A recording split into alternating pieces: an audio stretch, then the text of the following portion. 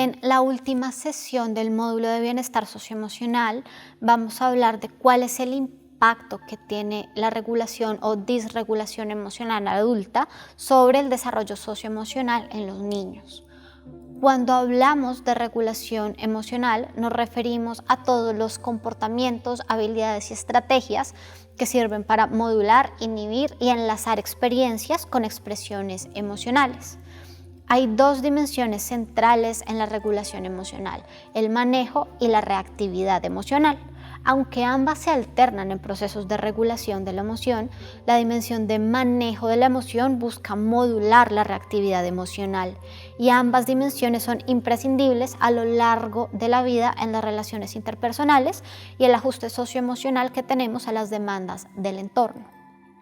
También es importante entender cómo se desarrolla la regulación emocional.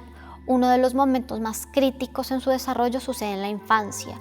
Es en este periodo donde el niño pasa de una dependencia de sus cuidadores a una independencia en su regulación de emociones y donde integrará los elementos usados por sus cuidadores.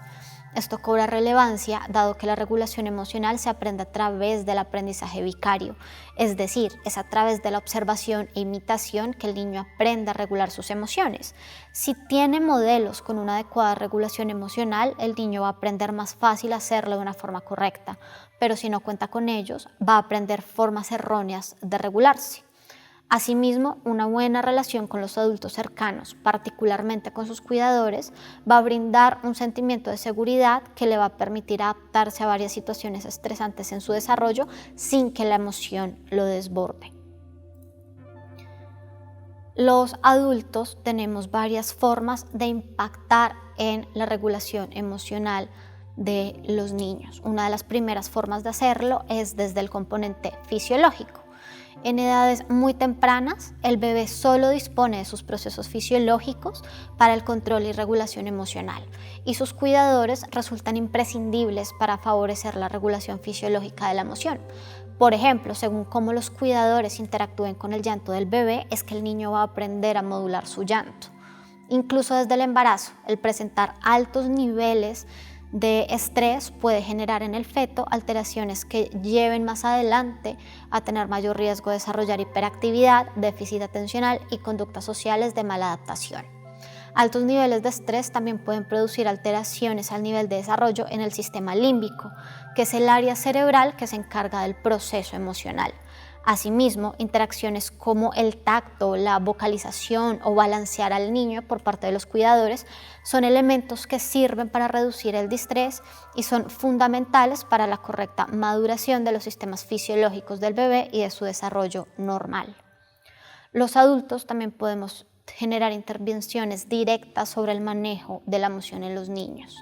En los primeros años, las formas más frecuentes de malestar emocional se relacionan con necesitar que se suplan sus necesidades básicas y los cuidados correctos favorecen que surjan conductas adaptativas. El aprendizaje de la asociación entre malestar, aproximación del adulto y consecuente resultado de calma de ese malestar genera efectos a nivel de la regulación emocional y fomenta la confianza en el cuidador. Los adultos, ya seamos padres, profesores, también podemos intervenir en el manejo de los sentimientos en situaciones positivas, contribuyendo en gran medida a que surjan capacidades de regulación. Existen formas de intervención en el manejo de las emociones, como lo son la capacidad de distraer la atención del niño ante eventos desagradables o temerosos, o el uso de palabras de verbalizaciones como por ejemplo dime cómo te sientes.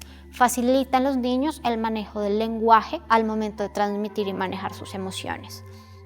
En contextos sociales fuera del entorno familiar en donde el niño se puede sentir inseguro o incómodo, el uso de expresiones faciales o el simple tono de voz que transmita calma puede favorecer en el niño comportamientos más sociales. En cambio, padres o adultos menos responsables y emocionalmente más disfuncionales que reaccionen de una forma aversiva pueden influir de forma negativa en el tono emocional del niño. Estos hallazgos sugieren que interacciones prolongadas con padres o adultos que no sean respondientes a sus necesidades emocionales pueden entorpecer el funcionamiento de su salud emocional y pueden propiciar la emergencia de conductas desfavorables, evitar que surjan conductas favorables y alterar el correcto desarrollo neurobiológico. La forma en que los adultos evaluemos la emocionalidad del niño también va a afectar.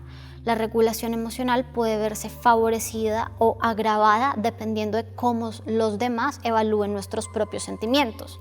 La respuesta de terceros frente a las emociones de los niños puede producirles mayor malestar o hacerles sentir mejor. Asimismo, una conducta peyorativa hacia las emociones de los niños puede dificultar las oportunidades de aprender a manejar dichas emociones. Los niños desarrollan su regulación emocional desde las evaluaciones explícitas e implícitas de sus propias emociones en función de las de otros, y es posteriormente que empiezan a evaluar por sí mismos sus propias emociones. En algunas familias o en algunos ambientes existe un patrón de interacción que incluye una intensa crítica o una excesiva involucración emocional.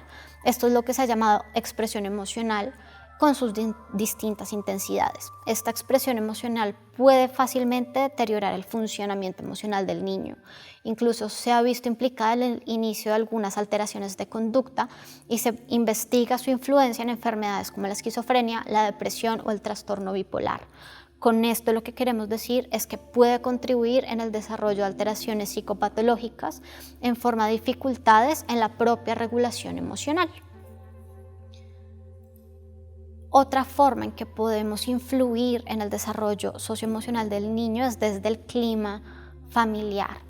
Dependiendo del clima emocional en la familia, el manejo de las emociones va a resultar más sencillo o difícil. Este factor es fundamental, dado que es aquí donde se estructuran los esquemas y patrones de funcionamiento emocional del niño. Hay una gran importancia en cómo los padres evalúan y responden ante las emociones de sus hijos. Las familias que evalúan las emociones bajo unas creencias preestablecidas van a generar diferentes valores y diferente evaluación a las emociones. Mediante estas creencias se va a estructurar un clima familiar que va a influir en cómo se deben expresar y percibir las emociones en la familia. Basándose en esto, existen dos tipos de estilos de reacción ante las emociones de los niños. Un tipo estructurante, donde se ofrece un apoyo emocional, y otro que es más perjudicial. Los primeros se tratarían de padres que consideran tanto sus propias emociones como la de los niños y que piensan que los momentos de expresividad emocional en los niños son oportunidades para enseñarles cómo afrontar situaciones difíciles, para aprender sobre sus emociones y para poder acercarse de una forma más íntima con ellos. Los segundos, por el contrario, son padres que tienden a ignorar los sentimientos de sus hijos, no prestándoles atención.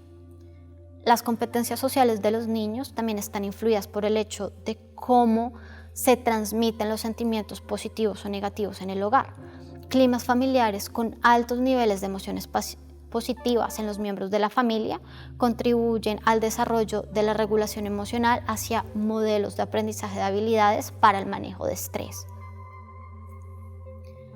Y por último, destacan las conversaciones que surgen entre adultos y niños sobre sus emociones. En ambientes donde se habla de forma natural sobre las emociones, se favorecen conceptos más sofisticados de las emociones. Las conversaciones entre niños y adultos facilitan la comprensión de los procesos psicológicos de las emociones. Conversar sobre las emociones de alguna forma ayuda a proveer a los niños de cierta estructura o cierta base para el entendimiento progresivo de sus propias emociones. Cada familia o cada grupo, cada cultura tiene sus propias creencias y valores que muchas veces se van a ver influenciados por el contexto social en el que viven.